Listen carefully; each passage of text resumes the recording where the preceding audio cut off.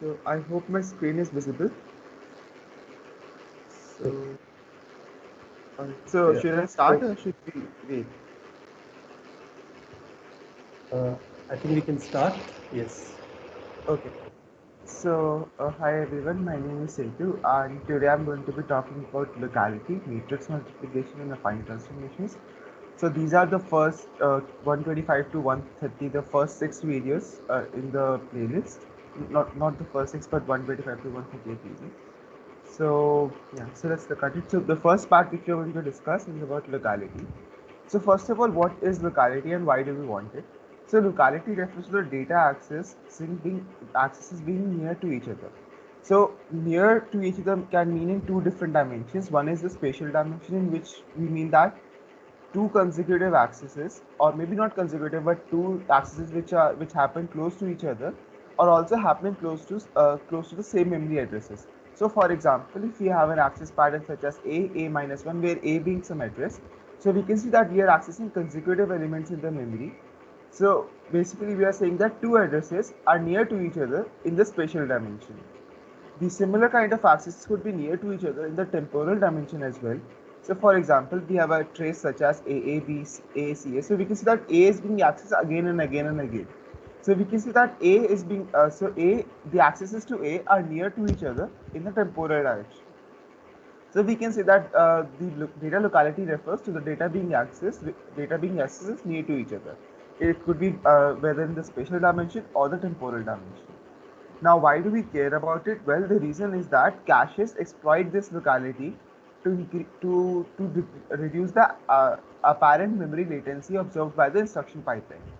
So, what are caches? So, caches are some microarchitectural structures which are present in almost all microprocessors, not microprocessors in all processors, because they actually reduce the apparent latency of the memory. So, memory is actually not that fast.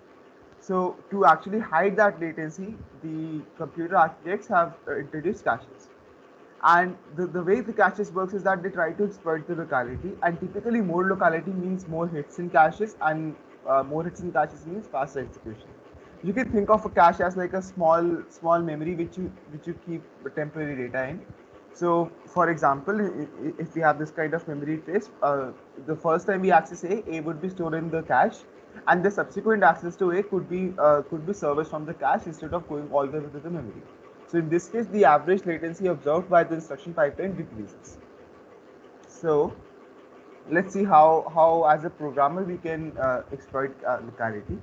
So interchanging loops can affect locality. So let's say we have this demo code here. So what this code is doing is nothing, is basically accessing the the sequential elements in the memory. So because the arrays are stored sequentially, so it's accessing 10 elements of a memory starting at address A 5 times. So now how can we improve this? So first of all, it has high spatial locality and low temporal locality. Why it has high spatial locality? Because I'm accessing contiguous elements in the memory. But why it has low spatial locality is because for a particular element in the memory, let's say a of 0, the a of 0 would be accessed only every 10 iterations, right? Because I will first of all access a of 0, then 1, then 2, then blah blah blah blah till a of 9. Then again I will access a of 0. So it takes me 10 iterations to come back to the same element. So it has low temporal locality, but again it has high spatial locality because I'm accessing contiguous elements. So how would this look in cache? So the first time I'm going to access a of 0, it's going to miss because my cache is empty. Now the second time I access a of 1, again it's going to miss. Now assuming that this a of I is actually taking up the whole cache time, assuming that, then in that case every element is going to miss in this kind of loop. So we can see that all we get is misses. And once we come to A of 5, we start overwriting the first element. So this depends on exactly what kind of replacement policy we are using.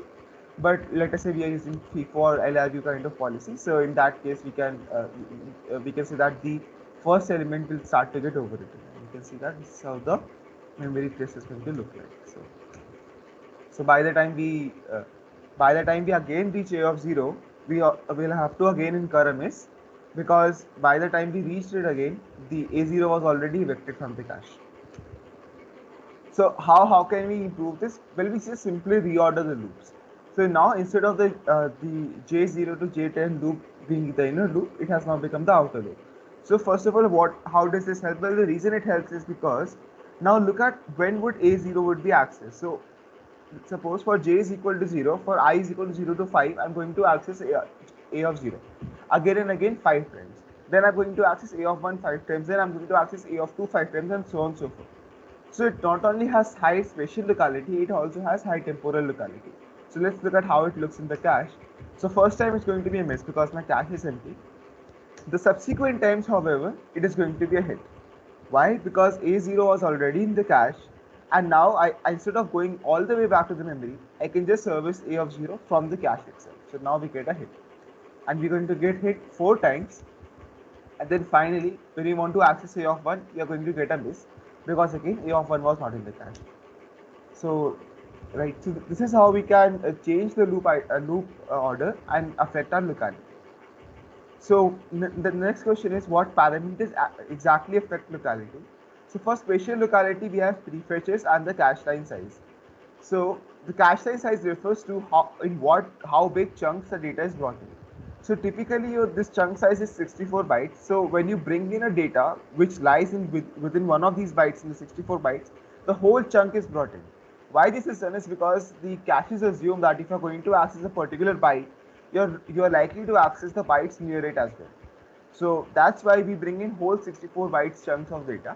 So this is the cache line size. Here cache line size would be 64 bytes, but it could be different depending on the exact processor, and but usually it is kept as 64 bytes.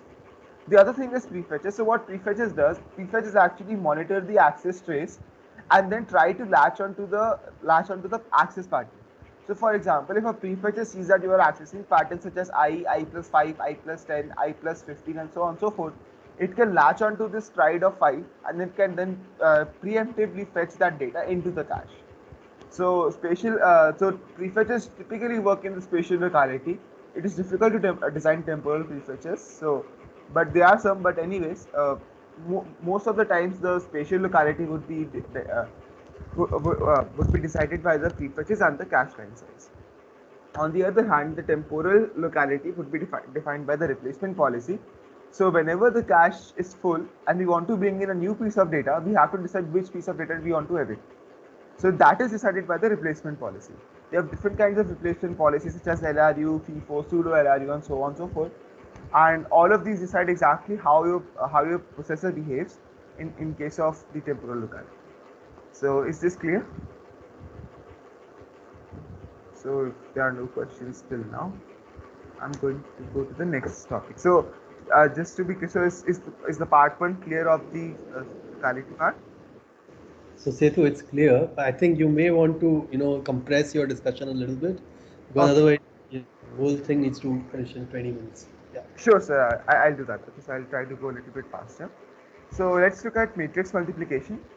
So this is a typical code for matrix multiplication. I'm sure all of you must have at least seen it one time. So basically what I'm doing, I'm just taking a row and a column from my input matrices, and then I'm iterating over elements of that particular chosen row and column, and then I'm adding that to the output matrix. So C of row call can be register allocated because in all I'm not accessing, so for at least these inner two loops, I'm just accessing the same element again and again and again. So I can just register allocate it. Now A of row index and B of index column, there's no point in row allocating it because again with every iteration, with every this index thing which is changed by this innermost loop, my element is going to change. So this could be this could be register allocated, and these two have to be memory accesses. So how can we make this better?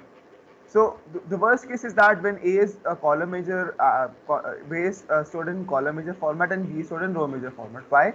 Because I'm accessing the consecutive element. So basically, what happens is that I'm picking a row and accessing the different columns of it. Now, if A is stored in a column major format, I'm basically hitting I'm hitting at the strides of the column length.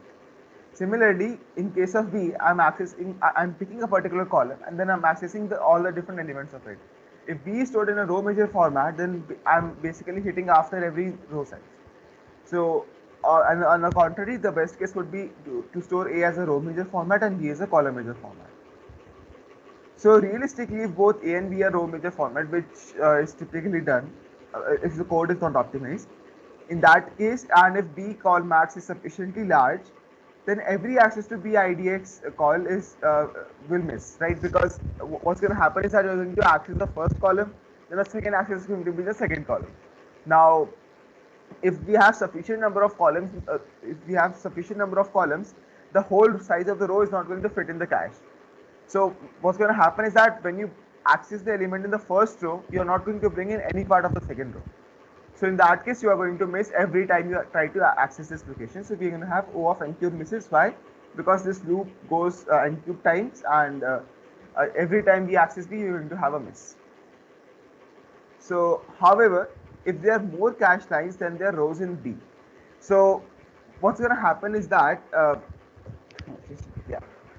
So if you look at how B is accessed, we are picking a particular column, and then we are accessing a particular row of it.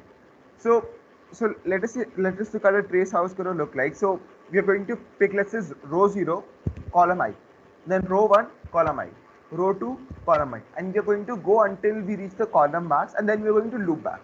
So it could be, so let us say the column max is 4, so 0, 4, maybe let's say I'm accessing column number 3.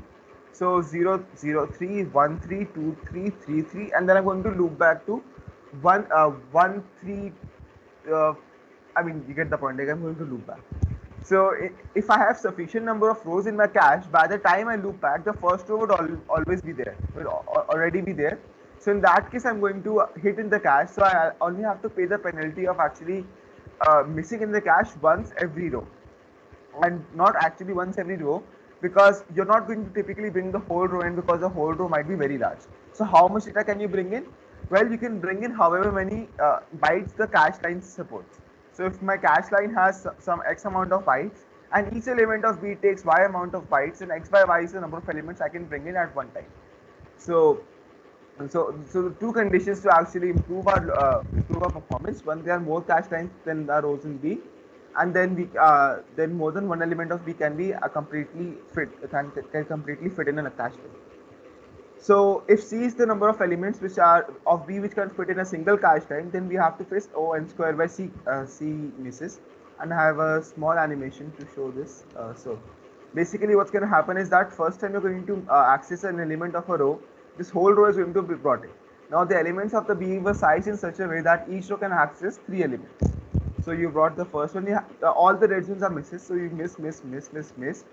But now what happens is that when you loop back, this element hits, because this was already brought into the cache by the first row access, and I had sufficient number of rows in my cache to actually retain this particular first row. I'm going to miss for the next set of accesses. Finally, when I try to access the next element of this next column of the first row, since I could not bring in the whole row, I'm going to again miss. This is how my pattern is going to look like. And let me just go back. I can just skip the slide. Just a minute. Yeah. So just to summarize, and also we need to look at what happens with A and C. So basically, what's going to happen with C is that you're going to access A and C again in the same way, and if they if these two conditions fit, you are again going to pay O of n square by C. So in total, we are going to pay 3n square by C, around 3n by square C penalty. So and also one thing to look at is that what happens when C goes to the largest possible value. Well, when C goes to n, I mean, there's no point in C going to beyond n, because C is number of elements in a row which can fit in the cache, and if we are going beyond n, then we are actually putting garbage data. So if C goes to n, we have to pay 3n accesses, and it also makes sense because once we access an element, it sits in the cache, and since we have right, so and each element is now the size of the whole row, and we have total n rows plus n rows plus n rows. We have 3n rows, so basically you have to pay only 3n penalty in misses. So we went through this animation. Just rush through this. So yeah, so that is one way to improve it. Other way is to do block multiplication. So in block multiplication, you divide the matrix into small chunks, and then you do matrix multiplication on individually these chunks. So let us say that we want to first compute the value for this chunk. So to compute the value of this chunk, we are going to multiply these two submatrices, and we are going to add it with the multiplication of these two submatrices, and that's going to give us the first chunk.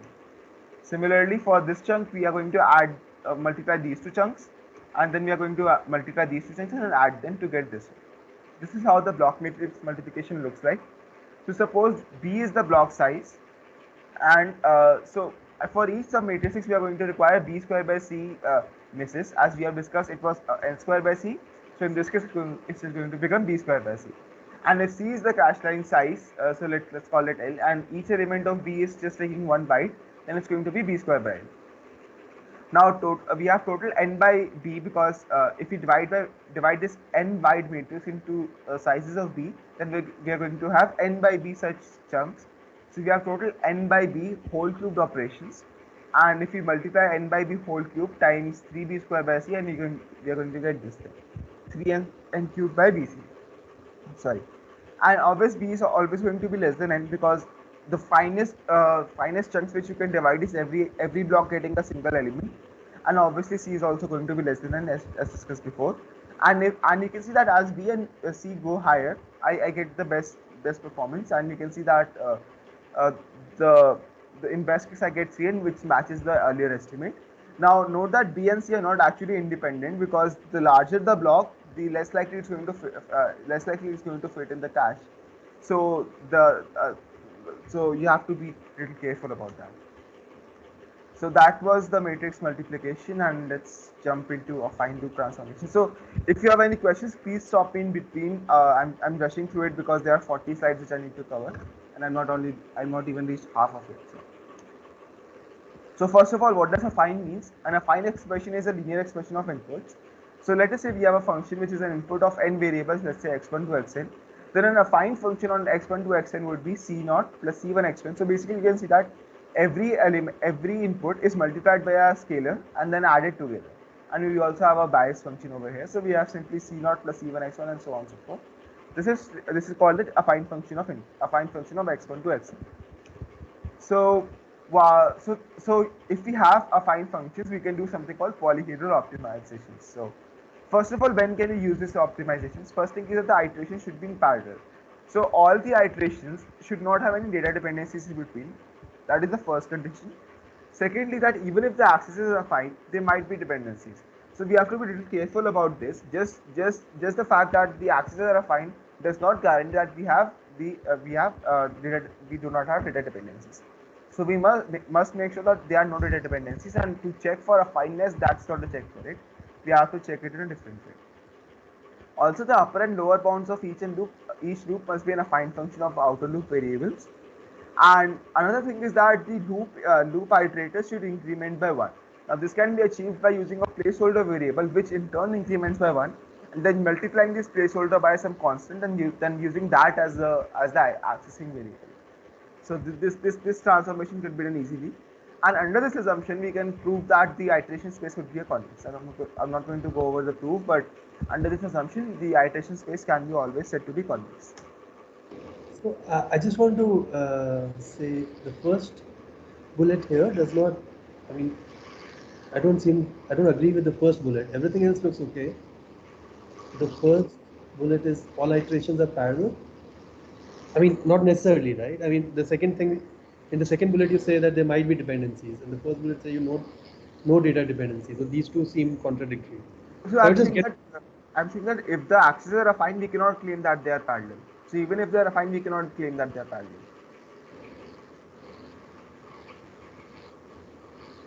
That's what I meant to say.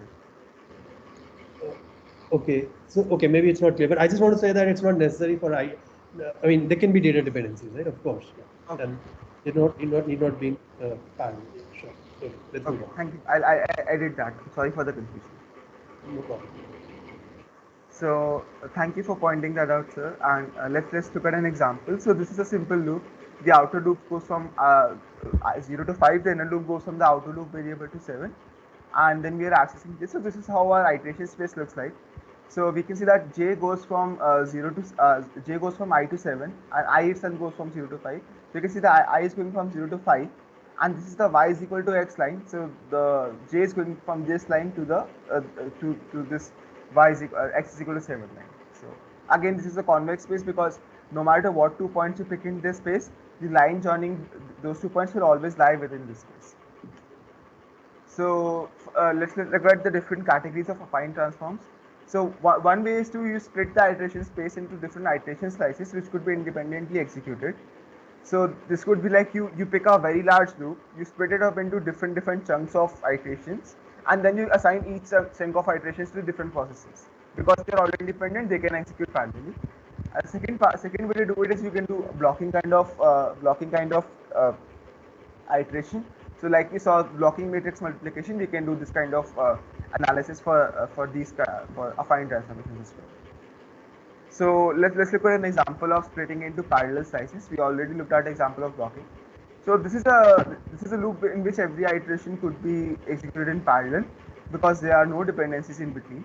We are accessing a of I and b of I, and each element could be accessed in parallel, and each element of a could be assigned in parallel. So this is an example in which we can split into parallel slices. So how would this slice look like? So let us say that if each processor we are allocating m blocks, m accesses. So and in that case, how many processors we need? We're going to need C of n by m processors, and then you can look at this loop and figure it out that why this thing is coming. This coming because the last iteration might not have. So when n is not exact multiple of m, the last iteration is going to have some little bit less than m variables. So that's why we need to use this particular condition. But anyways, this is how you're going to access. This is how you're going to parallelly allocate it. So if some people have worked with code and everything, this is a very common idiom in CUDA. So yeah, so let's look at this affine transformation theory in a little bit more detail. So first of all, we need to talk about three different spaces which we are going to be working with.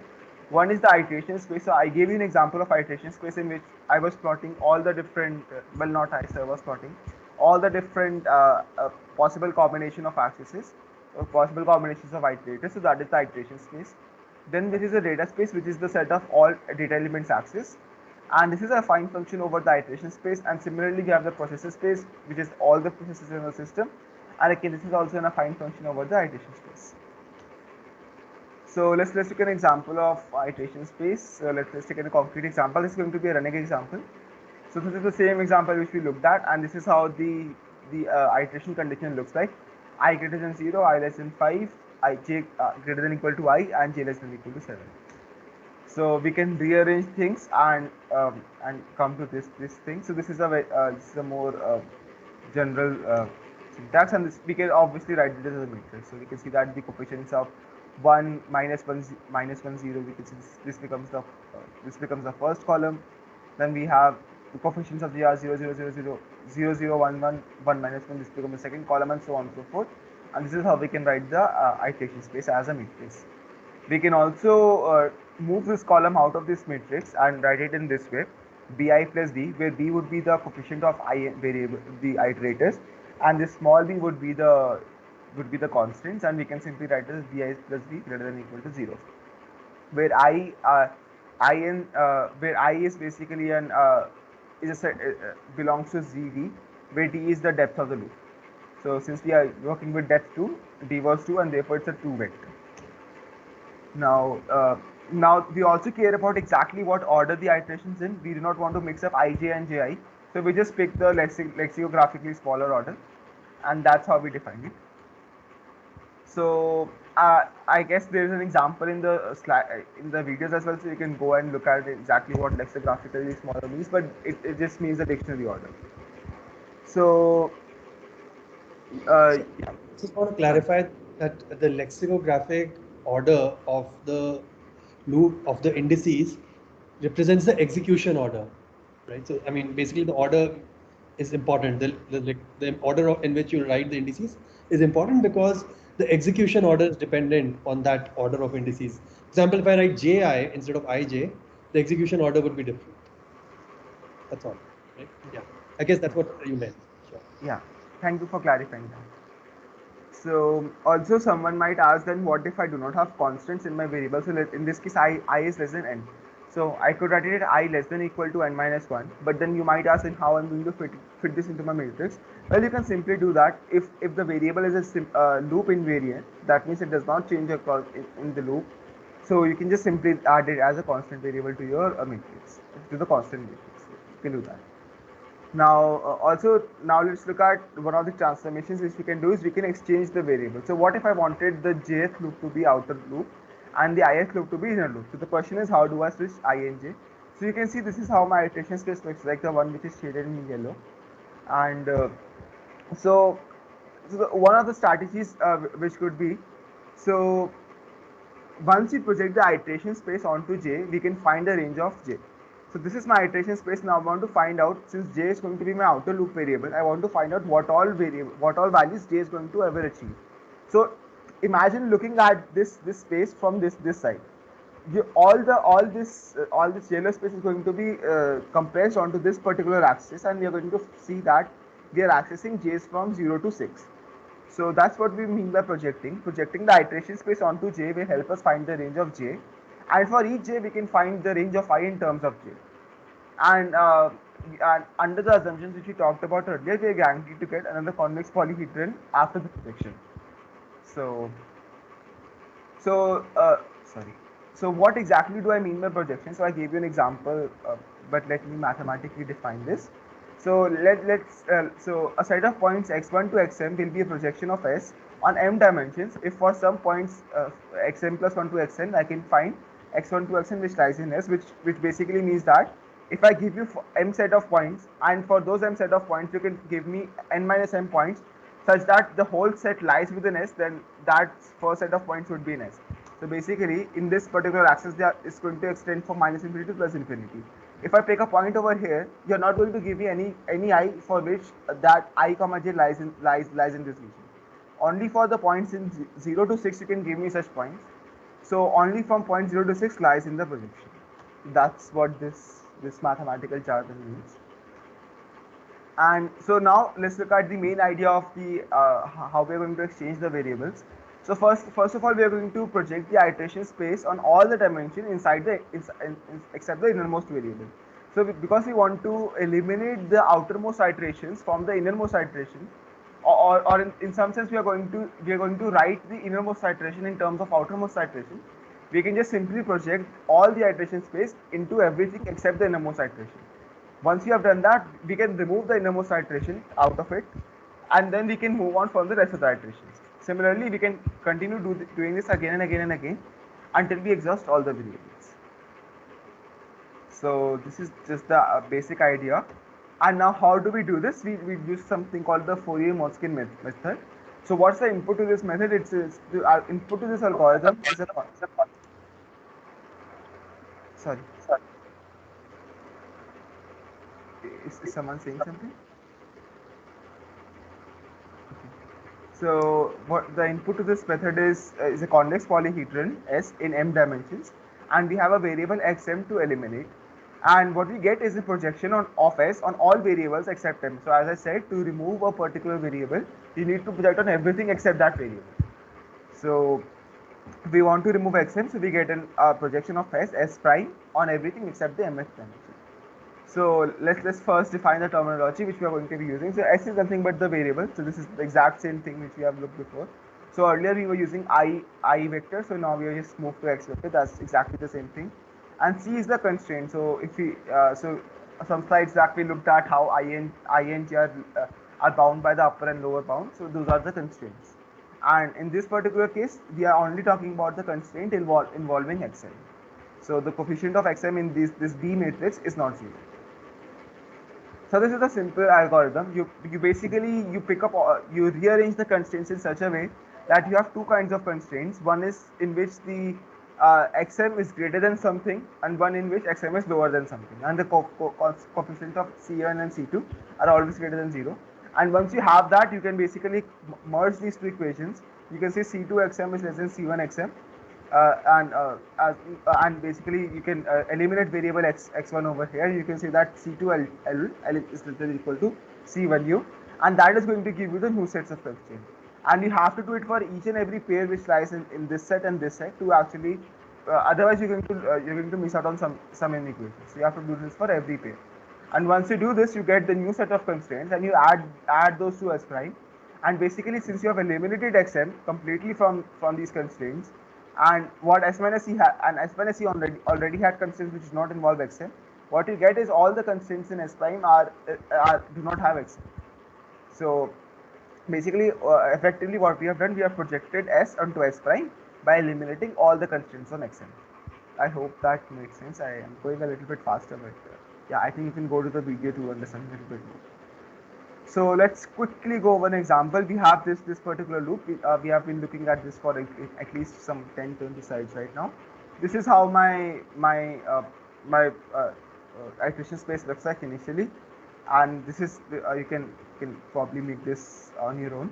And we have two variables I and j, and yeah, the job is to eliminate I because we want I to be the innermost variable, and to eliminate I we want to project on everything except I, which in this case is j. So we have so we first of all collect all the constraint.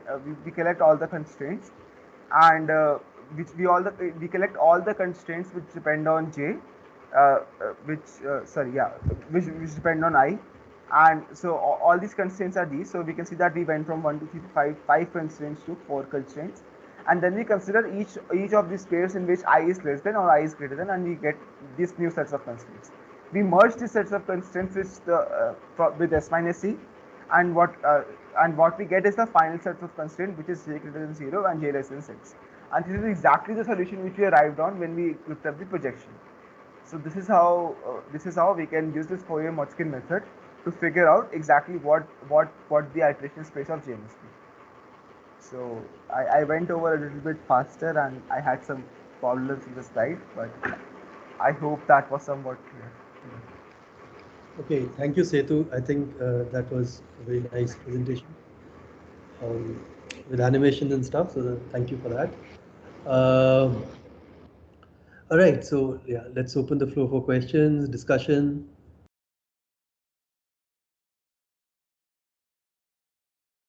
Hi, can I speak? Sure. Yeah, this is Nitin. Good morning, everyone. Sir, I have some questions on this lexicographic order.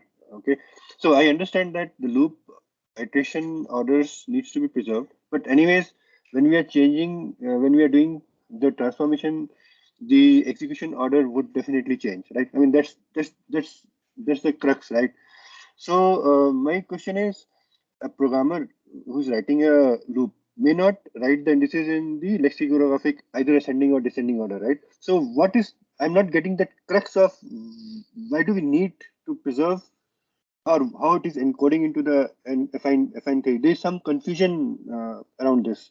Can you please clarify that?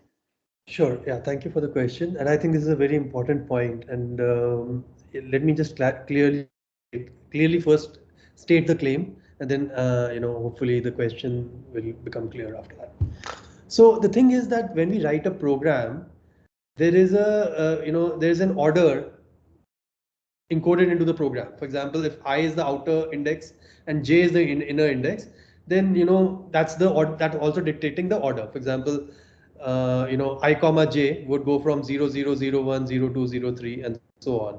And so this is and that's why, so basically if I is the outer index and j is the inner index, then in my the alternate representation for this loop is the polyhedral representation, which is the bi plus b greater than equal to 0 representation for this loop.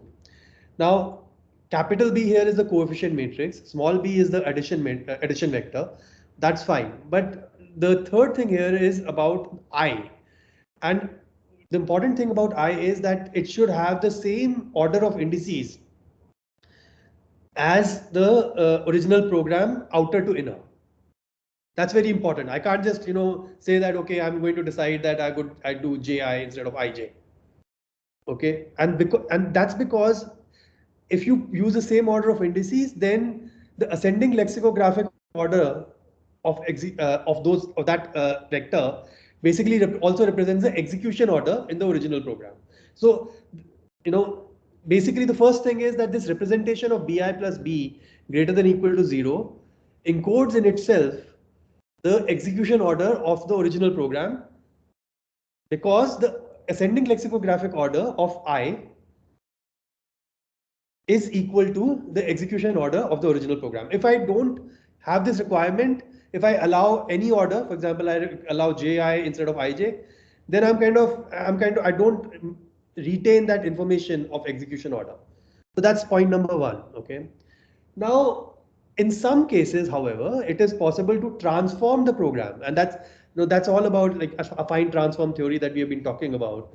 It's possible to transform the program so that you change the execution order while maintaining the original semantics of the program. So, for example, if the loop was completely data independent, if each iteration was accessing a completely different location, then it is possible to change the execution order. And the way to represent that is that I'm going to change the order of ij. So I'm going to, instead of call it iji. And so basically when I change ji, I'm changing the ascending lexicographic order in my polyhedral representation bi plus b. And consequently, I'm also changing the execution order because the ascending lexicographic order in the polyhedral representation has a one-to-one correspondence with the execution order in the original program. I don't know. Does that make sense? Yeah, so I got your point. So here there are two things. One is the execution order. The other thing is the array access indices, right? Does that also get affected there? Like if I interchange I and j, but still I want to access I comma j only, right? Yeah. So we haven't yet talked. So there are three parts to the polyhedral framework, right? One is the iteration space, the other is the data space, and the third is the processor space. So far, we have only been talking about the iteration space. We haven't even come to the data space. So, I'm not really bothering about what happens when, what happens to the data space if I change the order and things like that. It's not very difficult to see what will happen if you change ji. Then basically the coefficient matrix for the data space also changes, but we haven't really discussed it yet. So let's hold that discussion for now.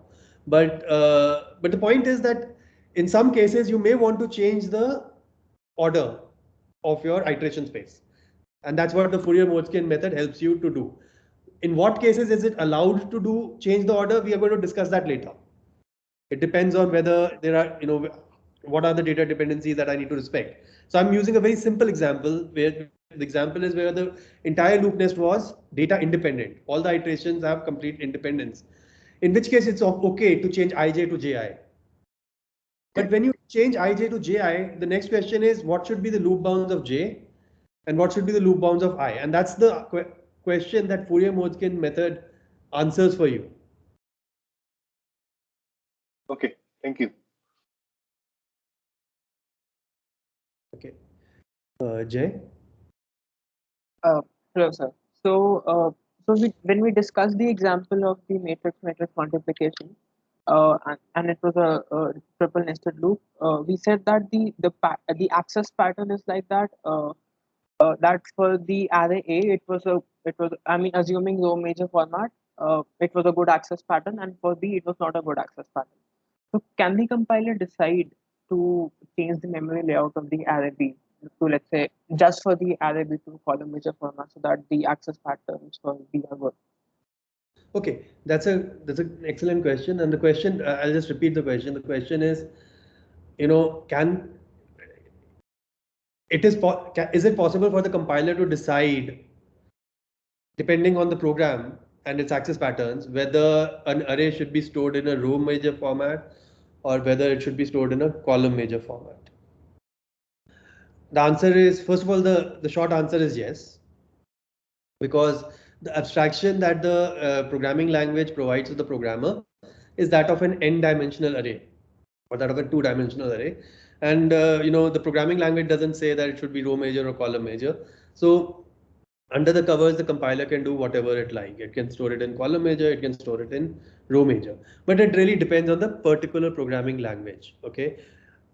A language like C, for example, will probably not allow that because in C the two-dimensional are basically have a different syntax. You don't have comma, you have like two different indices and so on. So C basically gives you lower level visibility into what's actually happening. So C would say no, it has to be row major. But if you have a higher level language like Java or something like that, then this is definitely possible. Now, question is, should the compiler do it? Okay, and does it does it help if the compiler does it? So as far as I can see, whether you change the data layout or whether you change the iteration space, kind of you're going to get the same effect.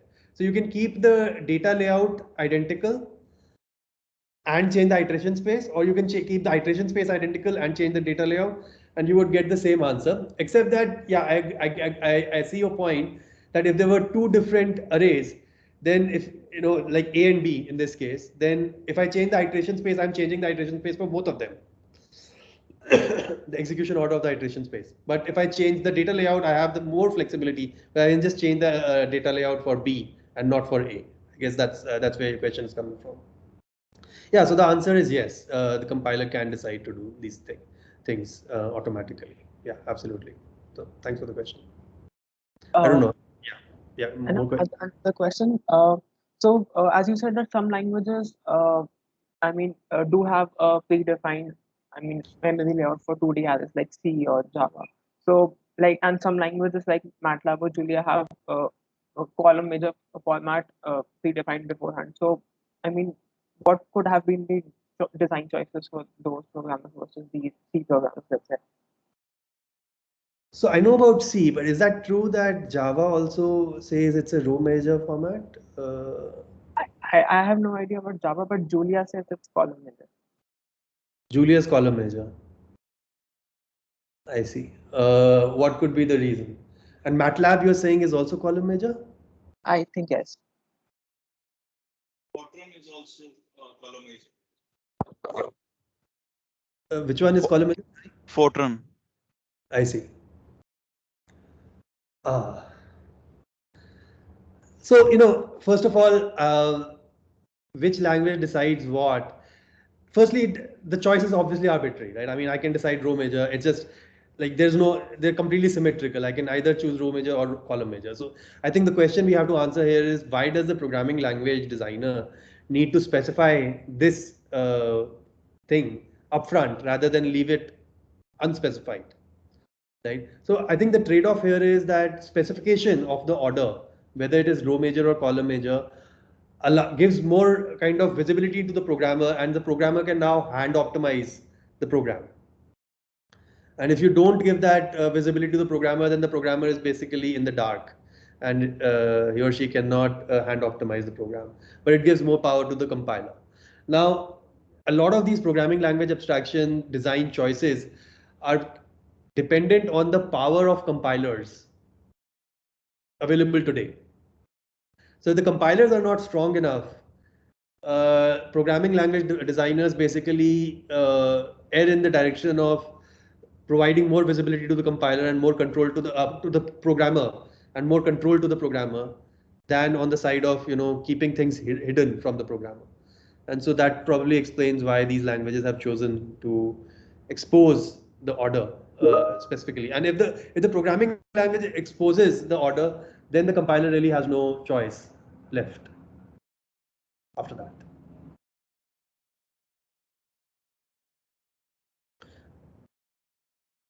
Well, I mean, yeah. So the compiler has no choice left, in the sense that compiler will typically not do these things, because the programmer may have made some assumptions based on the in his program, and it's possible for the compiler to actually do a program analysis to see that, oh, the programmer is not doing any unsafe thing, it's okay to kind of change it. These kind of transformations are probably rare. I haven't seen them by the compiler, automatic transformations from row major to column major and things like that. Most of the stuff that we talk about in our course is basically about changing the execution order rather than the data layout. So you have a fixed data layout, but you change the execution order so that you optimize for that particular data layout, as opposed to change the data layout itself. Thanks for the question. Let's see who's next. Pankaj. Yeah, hi sir. So like we have this requirement, right, for the scope of programs which we optimize. So like the requirements are like all loop iteration variables should have higher bound and lower bound, and the loop iteration variable should increment by 1. So those requirements are there.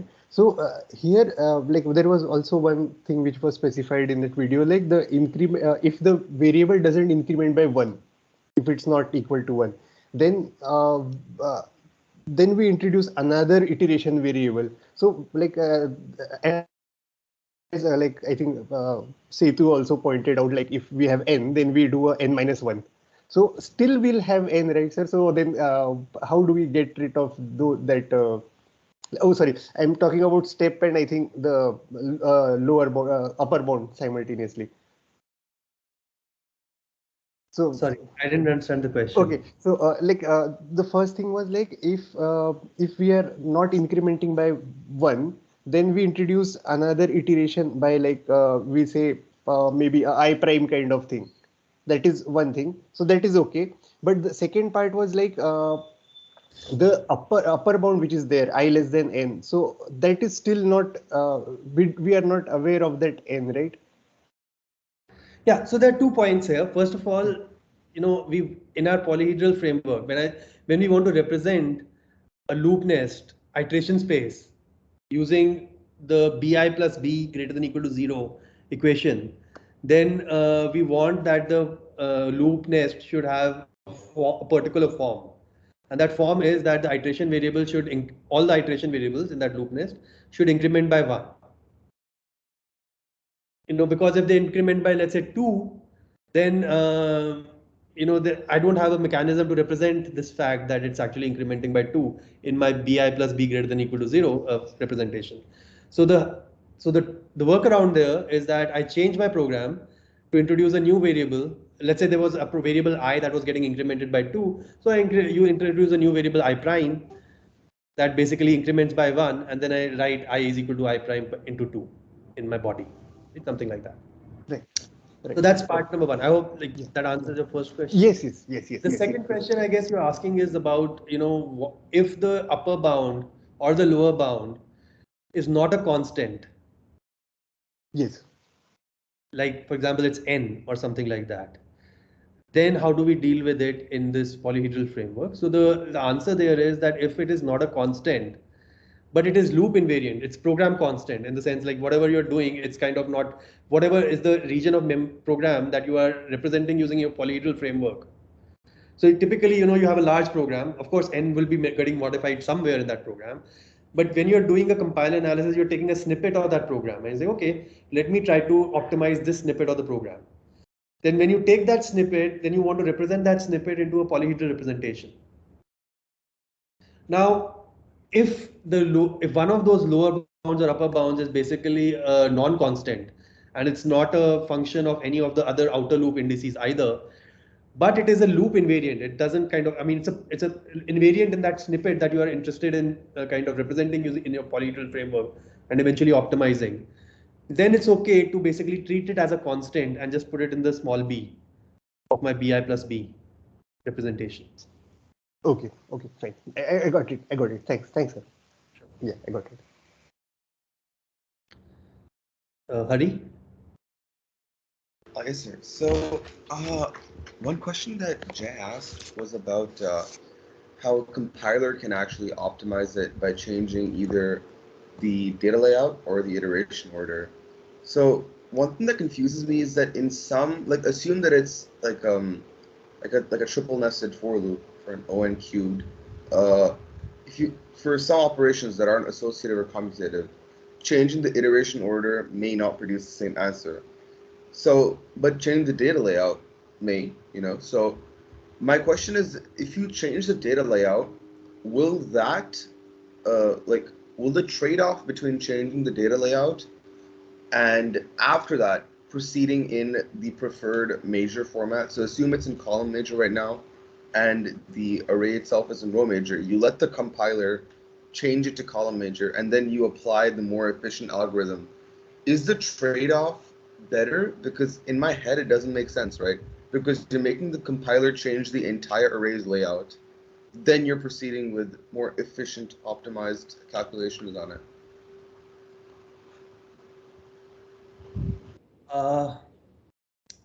I don't fully understand the question, but let me try to repeat what I understood, and you can correct me if I'm wrong. So yeah, I think the first point I was making there is that, oftentimes these things are kind of complementary. You can keep the iteration order constant and change the data layout, and you would get the same performance benefit if you had done the other thing, which is keep the data layout constant and change the iteration order. Okay, you would get the same effect. I mean, you can potentially get the same effect. For example, if I say for I equal, if I have I is the outer loop and j is the inner loop, and there's the aij, accessing aij in the loop, then one thing is, I can say, it should be row major. If j is the second index, then it should be row major. Or I could say, it can be column major, but I just change the outer loop.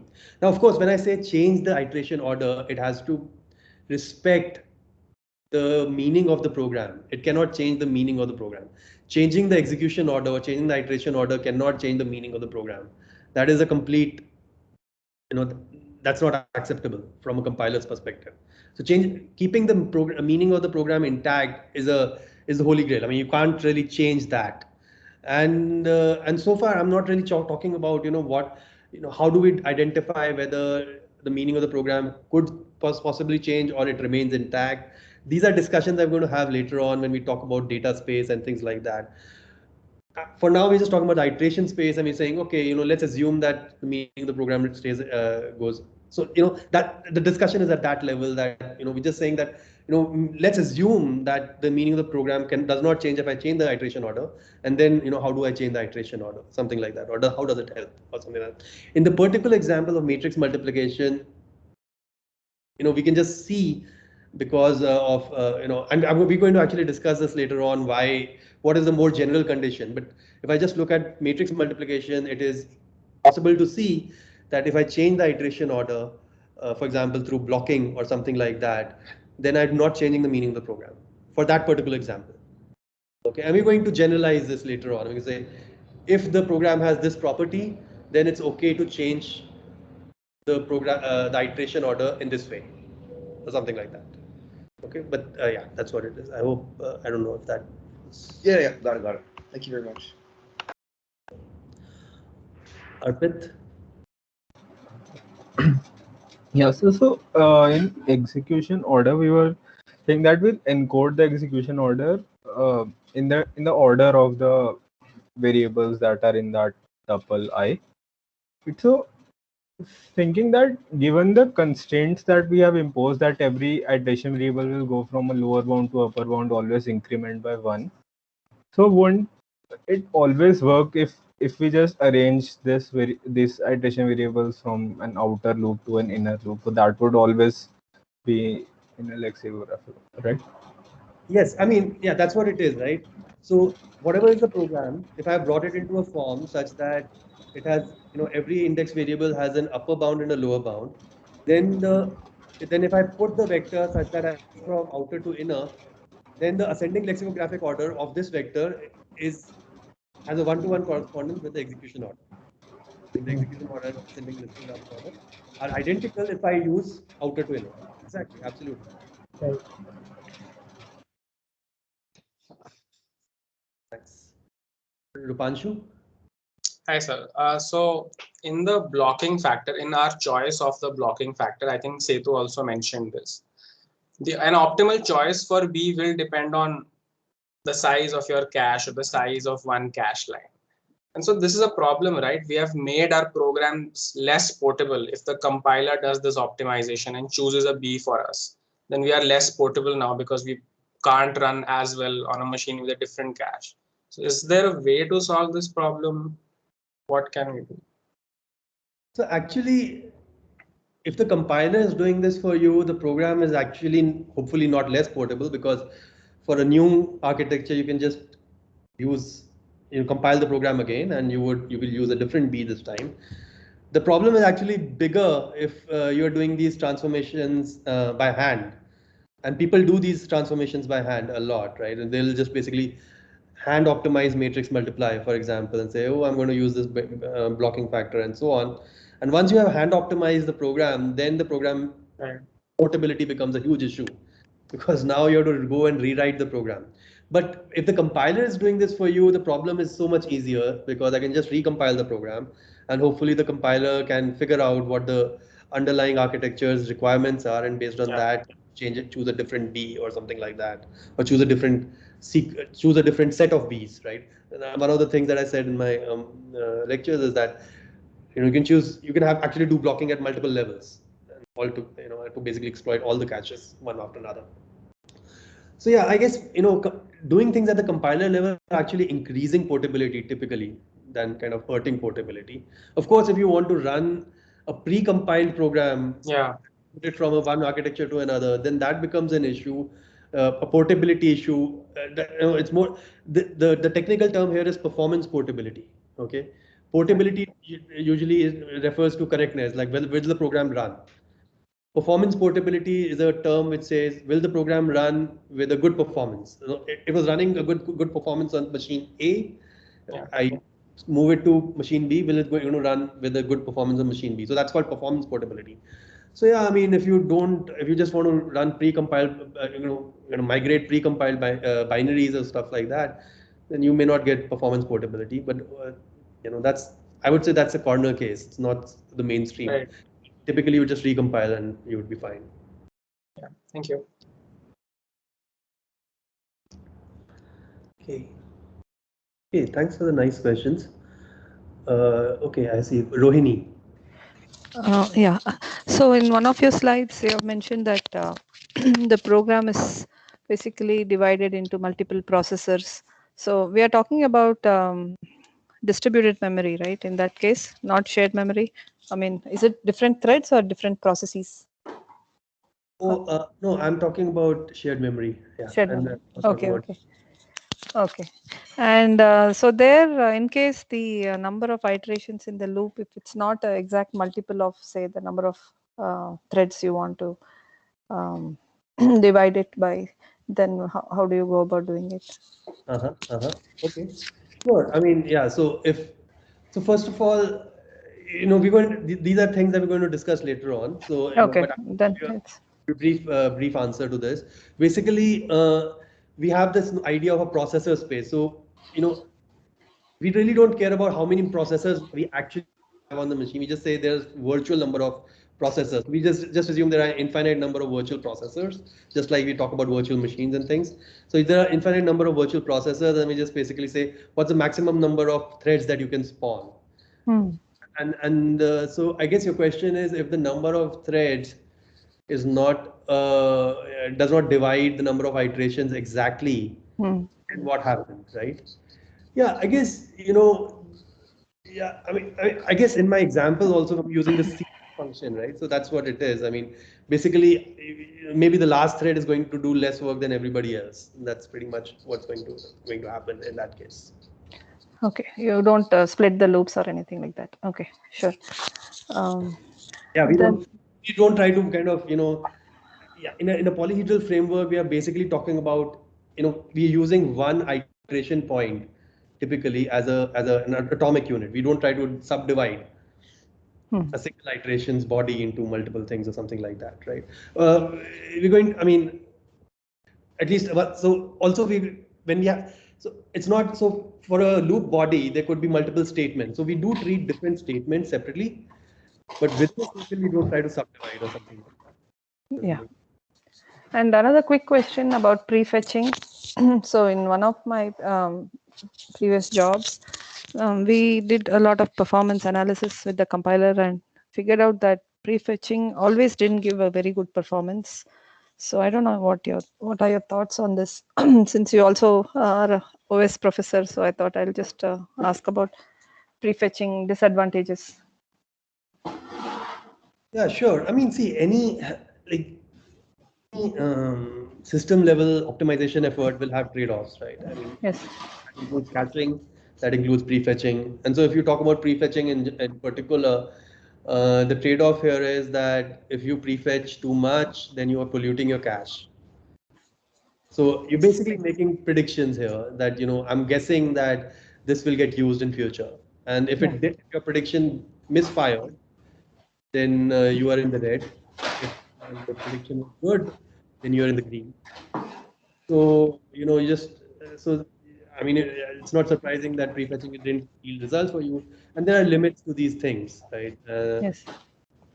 Beyond a certain, depends on the program, its access pattern, things like that. And so for some programs it works more better, for others it works less. But on the whole, fetching has limits. Beyond that, it's counterproductive. Before that, it's productive. Things like that, right? So yeah, I mean the major trade-off here is basically between and locality of access. Yeah. Thank you. Nitin? Hi everyone. There was a question about the choice of row measure and column measure. I just want to put across my thoughts. See, the point here is in any system, you need to store, you have two choices. Either you store columns in contiguous order in the physical memory, or you can store rows in the contiguous order in the physical memory, right? So, so the syntax of row measure or column measure is mostly a semantic abstraction over that. So the point is, if in a column measure order, if you try to access row measure, you will have performance drawback. Similarly, on the other side, right? So my understanding is this: it is just by choice, a programming language designer decided a row measure, and in other case, it decided column measure. But actually, if you see physically, it's either a row contiguous order or a column contiguous order. That's how the system is designed. Now, I was reading something. What I found is that linear algebra is mostly column measure.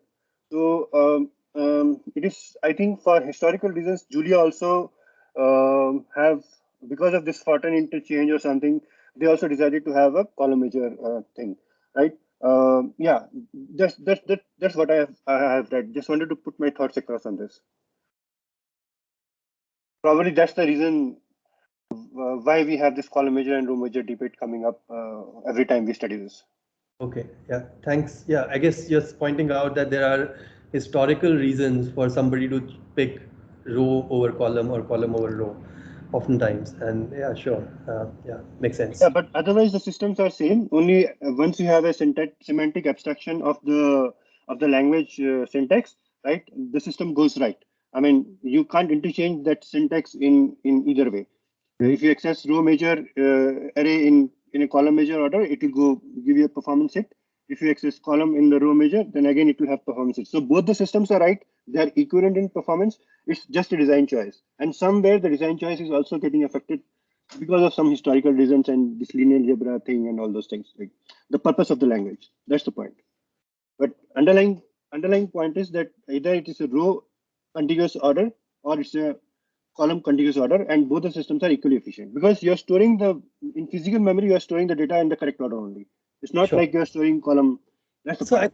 I think this was already discussed in the sense that the choice between row or column is pretty arbitrary, and it doesn't really matter. It shouldn't matter. It's really very arbitrary, right? I mean, there's no principal reason that one should be better than the other. But I think one choice that is being made in the programming language that is actually an interesting choice is whether to even expose this layout to the programmer or not. I mean, one choice that the programming language could make is I'm not even going to tell you whether it's a column measure or row measure. Please don't make any assumptions. Okay, that would be a different kind of.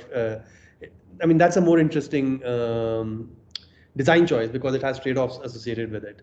When you talk about row, I mean, once you decide that okay, I'm going to expose the order, then whether you pick column measure or whether you pick row measure, I think it's just like saying whether whether you should have left-hand drive or right-hand drive. Right? It doesn't really matter. It's a matter of convention. Okay. No, some programming languages like Fortran, you can access like default columns or default rows, like say dot comma dot, right? I think this syntax allows them, maybe it is more efficient to express in the column measure. I mean, probably that might also be the reason. I think C doesn't allow, or C++ doesn't allow this kind of accesses, right? Okay. I'm not sure I caught that, but okay, let's move on. Pankaj? Yes, sir. So about this Fourier Moskine method, so like is this one of the step in our polyhedral transformation, or like it will be improvised further? So Fourier-Motzkin, so basically the question is, if let's say I wanted to change my execution order, then how should I go about doing it? So that's the question that Fourier-Motzkin is answering for us. Now, in what situations am I allowed to change the execution order? When is it legal to change the execution order? When is it profitable to change the execution order? These questions we are going to answer later on. But let's say we decided to change the execution order. In particular, we decided to change the loop iteration index orders. Then how do we decide what should be the new upper bound and lower bounds? It turns out that it's a pretty difficult, I mean, it's a non-obvious answer, right? Because in the example that we see, it's very difficult to say, oh, J should go from 0 to 6, unless you actually do the math. Right? Yeah, So, that math part was very difficult, like how you arrived at that. So it was, but it was nice. It was nice to see. Thank you, sir. sure. Harsh? Yes, hello. So when we were talking about the blocking matrix multiplication, during the calculation of cache mission, we said that the whole block, the blocks that we were multiplying, will actually be able to store in the cache. So my doubt here is like this particular block is actually not a contiguous memory. So how it is going to be like stored in a cache? Like is the compiler doing something to do that, because it is not a contiguous memory? Sure, sure. So when I say, when we are doing blocking in the example of matrix multiply, we are trying to identify the block size such that the entire block fits in the cache. And so the question is, how can a block fit in the cache? After all, the block is not contiguous memory. Well, the cache is not, the cache is basically a lot of cache lines. Right? So a cache line needs to be contiguous, but different cache lines need not be contiguous. So if the block is sized such that it fits within, let's say the cache had 10 cache lines, then if the block has 10 rows and 10 columns and each cache line could fit 10 elements, then you have 100 elements in a block of 10 by 10, and all those 100 elements will be able to fit in the cache, even though the block is not contiguous, right? Because there'll be 10 different cache lines at 10 different addresses of the physical memory, and all those 10 cache lines would be present in the cache now. So even though things are not contiguous, they fit in the cache. Okay, yeah, sure. Thanks.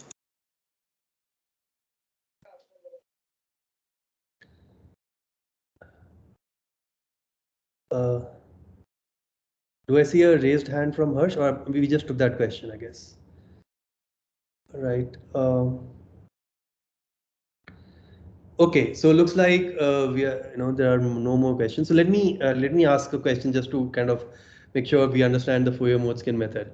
So I think when Setu was describing the Fourier-Motzkin method, he said, you basically, if you want to eliminate one dimension of your polyhedron, let's say xm, then you basically look for all inequations of the form C1 xm is less than equal to u, and L is less than equal to C2 xm, and then you basically cancel out C1 and C2 xm, and you kind of get a relation between L and U. And one of the things he said was that you want to do this for all pairs, all such pairs. And if you miss a pair, then you would not get the correct answer. So my question is, what does it mean that I will not get the correct answer? So what would happen if I miss the pair? Will I get a polyhedron that is, will I get a projection that is smaller than what was the actual answer? Will I get a polyhedron that's bigger than what the actual answer was? What does it mean that I'm not going to get the correct answer?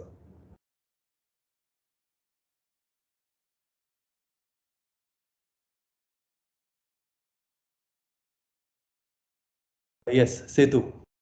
Yeah, so sir, what I mean is, so even in the example, we had two equations, I think j less than equal to 6 and j less than equal to 12, and we combined them, so it effectively became j less than equal to 6.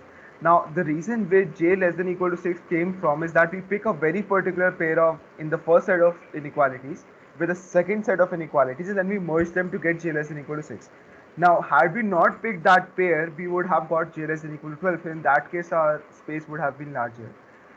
But the thing is that sometimes these pairs would be redundant because, for example, had I picked j less than equal to 6, then you might argue that j less than 12 is useless.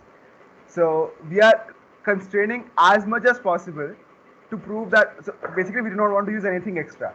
And if we consider every possible pair, I know that I have satisfied each and everything. So I'm constraining as much as possible, but not extra. I'm not sure if that was clear. Okay, makes sense. Arpit?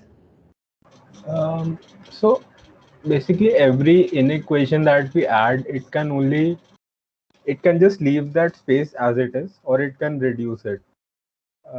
Because basically taking the conjunction of all of them, right? So if we miss any of this, either the space would be same if that equation was redundant, if that inequation was redundant, or it would be a bit larger than what it needed to be. Okay, great. So yeah, I guess both Setu and Arpit are saying the same thing, and the answer is yes. If you miss some pair, then what you're going to get is a bigger space than what was necessary, right? And what that will basically mean is that you're going to have a more inefficient program. You will not have an incorrect program. The program would, the transform program would still be correct. It's just that you would be executing extra iterations, which are not going to be doing anything really, hopefully, right? I mean, when I say it's not going to be a correct program, I mean, I'm assuming that we only execute the statement only for those ones that actually happen. So yeah, so the answer is correct. If you miss some pair, we actually get a bigger space than what was necessary, and so that we have to worry about that. Hopefully, we don't need to do this. It's just a hypothetical question, but I hope it gives us some clarity into the algorithm and its correctness and things like that. Okay, all right. So yeah, Pankaj. Yes, sir. So in which case we'll be missing these pairs again hypothetically, but still, like, in which case we might miss this pair? No, I'm saying, like, let's say, when you were doing this analysis by hand or something like that, and you just by mistakenly kind of forgot to take some pair. I mean, I'm just using a hypothetical. Okay. Right. I agree. Yes, it can be. Yes. Okay.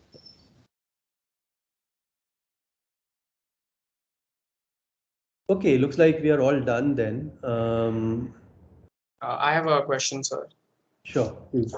So it's slightly, I think, operating systems related, but I'll ask it anyway. So in a lot of calculations we assume that two consecutive array elements would be contiguous in memory. And so when one of them gets brought in, the other one will also exist in the cache. But my question is that they are contiguous in memory only for virtual memory, right? And they may not be actually contiguous in physical memory. And we assume that one of them exists in the cache and the other one also exists in the cache, but I guess this might not be true if they are not contiguous in physical memory. So what do we do about that? Okay, yeah. So first of all, that's a valid question. The first thing I want to say here is that typically the mapping from virtual memory to physical memory is at a very big granularity of pages. And pages are 4 kilobytes or even 2 megabytes or something like that on modern machines. What is the size of a cache? How big is an L1 cache typically? A few hundred bytes. Yeah. 1 megabyte. Let's say 10 to 100 bytes, maybe let's say 60 bytes or something like 64 kilobytes or something like. Did you say no? Not 100 bytes, but 100 kilobytes, right? Like something like 10 to 100 kilobytes or something like that, maybe 64 KB or something like that. So if you look at 64 kilobyte L1, and I'm talking about L1, L2 is bigger, of course, but let's say L1, then 4 kilobyte page size, 64 kilobyte cache size. What is the probability that virtual address is contiguous, but physical address is not contiguous? Pretty small. There are only in a 64 kilobyte cache, there are only, with a 4 kilobyte page size, there can be at most 8 page boundaries present at any time. Or something, yeah. Well, that's not totally. Yeah, I mean something. Yeah. I guess the short answer here is that the probability that virtual addresses are contiguous and physical addresses are not contiguous is pretty small because of the granularity of mapping from virtual address space to physical address space, and so people typically approximate that if virtual addresses are contiguous, then let's just approximately assume that physical addresses are also contiguous. That's my first answer. My second answer here is that many caches are actually virtually indexed. Okay. Especially in the L1 level. So yeah, that's another, but that's not the common case. Typically, if the caches are bigger, you would basically have physically indexed caches, in which case my first answer basically helps out. But sometimes it's also the case that the caches themselves could be virtually indexed. Yeah. Right. Thank you. Okay, thanks for the question. Rohini? Yeah, a quick question regarding if there's any reference textbook for the material that you're covering. I just wanted to know. Oh yeah, so the reference textbook for the entire topic of polyhedral optimization is actually the Dragon book. Oh, the old one? Or maybe the latest, I think, right? Second edition, I believe it is. Whatever is the most recent edition of the Dragon book. I believe it's the second edition. And yeah, that's where you'll find most of the material that I'm discussing vis-a-vis the polyhedral stuff. Okay. But then I'm going to discuss more things which are going to be taken from a lot of other places. So we'll talk about that when we get there. And last time you had mentioned about going through the data flow analysis lectures. So it is for which part of your course? Is it for the current part or maybe parts that are yet to come? Yeah, the data flow analysis is probably not super relevant for the polyhedral optimizations that we are talking about. It'll be more relevant when we talk about other things later on, like verification and static analysis and things like that. Yes. Yeah, it's very interesting that how when we talk about different abstractions of compiler, when we split the compiler into different levels of abstraction, the type of algorithms that we use at these different level of abstractions are so independent, right? I mean, when we're talking about the polyhedral transformations, the kind of algorithms we're going to talk about look pretty different from the kind of abstract algorithm that we're using when we are talking about a control flow graph. Yeah. That was data flow analysis. We're going to be mostly talking about linear algebra and things like that. And so we are not going to really need data flow analysis so much when we're talking about linear algebra. Okay, thanks. But yes, I'll need you to be on top of your linear algebra for these discussions. Sure. Thanks.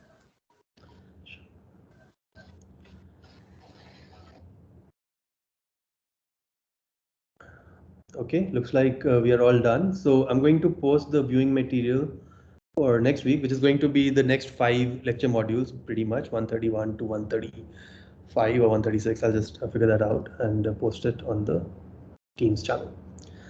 Okay, thank you, and see you next week.